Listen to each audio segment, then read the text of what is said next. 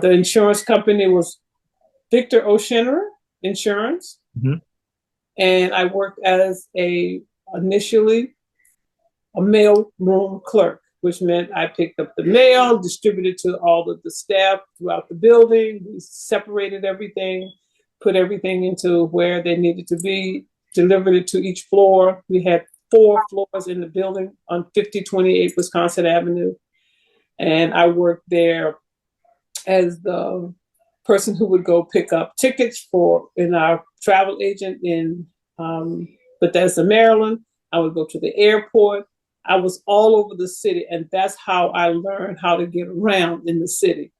I Okay. moved to Washington with a car, but I didn't know how to get around. And you could easily get lost in a maze of the streets because even though the streets go from A to Z, you could still get lost if you didn't recognize some space. At that time, there was no GPS to tell you make a right turn here and a left turn there. And so you just had to learn the city. Right. Uh, I worked at the insurance company for engineers and architects. Hmm. And I went from the mailroom after about 8 or 9 months. A position came available as a claims adjuster, Okay.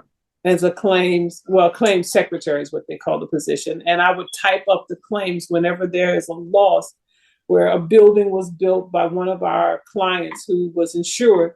And we would have to pull the file. I pulled the file, made a report on this form, and I used a typewriter to type up the claim.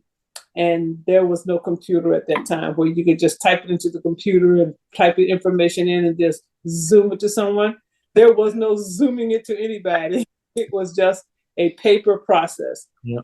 I worked in that position. I worked at the company from 1976 to 1980, but I worked in two different positions within the company and was temporary in the third position. I was a mailroom clerk.